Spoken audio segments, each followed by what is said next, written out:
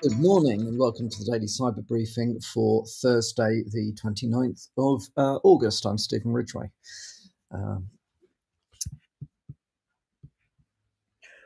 Poor try window driver evolves into full-featured EDR wiper.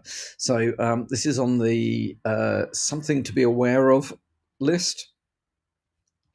I'm sure you are aware already that one of the actions attackers will take is to switch off EDR or antivirus, anti-malware, endpoint protection solutions. There are various kind of automated ways in which that is done through malware, as well as manual ways, and we've seen both being regularly used during attacks.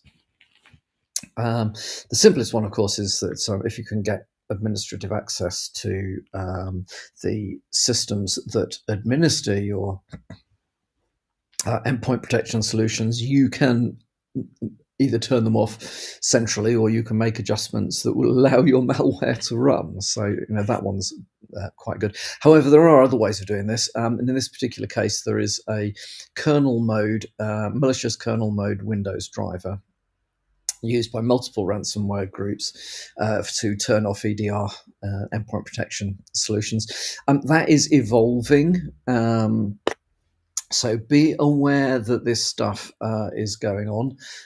Think about how you would mitigate that particular action. At the very least, I would suggest that you put in place monitoring and alerting for situations where the expected endpoint detection suite is not running on business critical systems, or its state changes from running to not running, those sorts of things. The article from Bleeping Computer has got some good details, including some of the extracted code that Sophos has been working on, looking at how these how this particular function actually functions.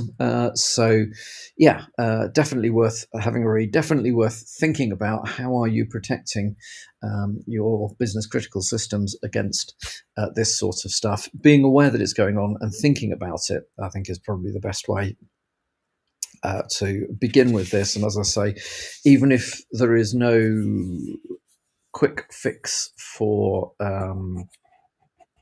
dealing with kernel mode drivers that are undermining your security, you can probably get real-time alerting off these things, because the act of turning something off will undoubtedly trigger logs in some form or another, as long as you're capturing those.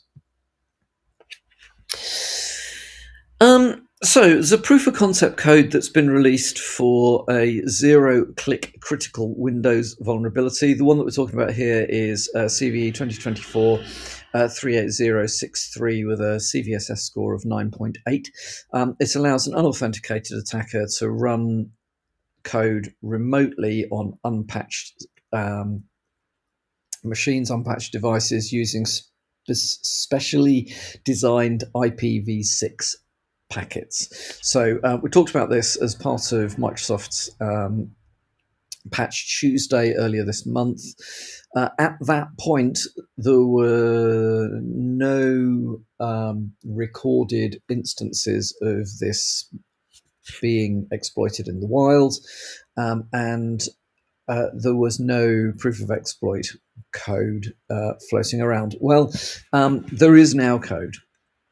So as I actually think I predicted during when we were talking about this on the Patch Tuesday discussions, that as soon as a vulnerability like this is known, somebody is going to go out there and write some proof of concept code, even if it doesn't, even if it doesn't exist already. So it does now exist. It is by the developer of the code says the POC is rather flaky, but it is, I'm sure, a starting point for all sorts of people with nefarious intent who may well be looking to exploit this. So if you haven't managed to apply a patch against CVE 2024-38063 yet, strongly recommend that you push out that patch ASAP.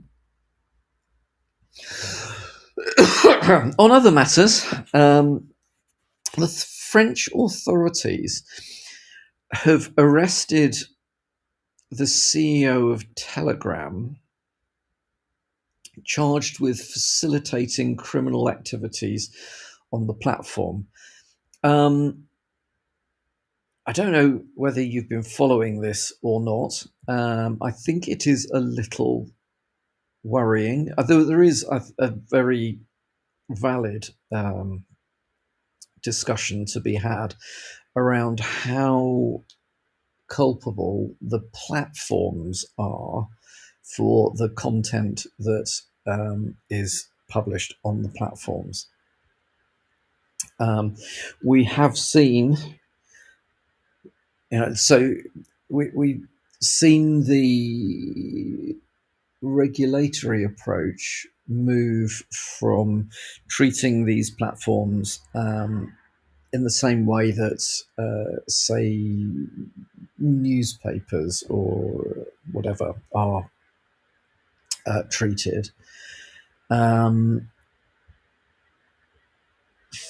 through to one end of the scale, through to the other end of the scale, where they are seen as simply providing a facility and have no legal responsibility for what happens on that platform. It is a very thorny area. Unfortunately, laws tend to be written by people who, in this area, in tech in general, the laws are being determined by people with a limited grasp of what the issues really are, in my opinion, and people whose opinions are being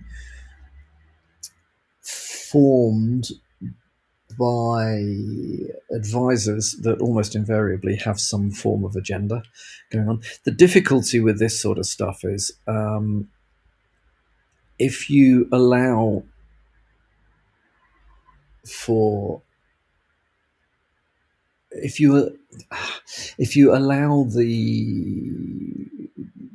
governments and regulators to determine what does or doesn't constitute permissible posts, and then make the platforms responsible for enforcing that, I think we're in a very difficult position. One could argue, and I think one would quite rightly argue, that actually criminal activity shouldn't be supported or encouraged by any of these social media platforms, or communications or telegrams or whatever they are platforms. However, where governments make the decision about what constitutes permissible and what doesn't, or isn't permissible, I mean, that has for a very long time, very long time, been problematic. So most recently, the appalling misinformation that was pushed out by governments regarding COVID shows that they are governmental organisations, and this was globally, not just in the UK, or in this case in France. If they have an agenda, they will push that agenda regardless of truth, free speech, you name it. So the alleged conspiracy theorists around COVID-19 have to a large extent been proved to be true. The shutting down the scientific discussion, let alone scientific investigation and medical discussion, medical investigations into COVID, was absolutely appalling, because basically the government's got it wrong. Now, if we look back through time, in the 20th century, there are numerous examples where government driven propaganda has resulted in the most appalling things happening. So we may argue that, with current democratic is that or the other, we are not at risk from these sorts of things. Well, I think if you look back to earlier in the 20th century, we are at risk that democratically elected governments will then use propaganda to manipulate opinion, stifle opposition, generally maintain power for themselves in whatever way they want. And if you look across a lot of the democratic countries in the world, they are nothing like as even-handed as we hope we are, or we certainly have been up until relatively recently in Europe. So the fact that it's the CEO of a company has been arrested in France, I think is very worrying. I think it's very worrying for free speech. I think it is very worrying from a business perspective. Why would you go into business in these parts of the world if you can be personally targeted? That is much more of a third world dictatorship approach to getting your own way. And obviously, it will be done under the banners of attempting to prevent crime. And some of the criminal activity on these platforms is absolutely horrendous. This isn't going to stop that stuff going on. I think the most important thing to remember with all of this is that by allowing regulators, governments, law enforcement agencies to take this sort of action isn't going to stop the criminal activity. It's just going to move it. So, yeah, probably a bad thing.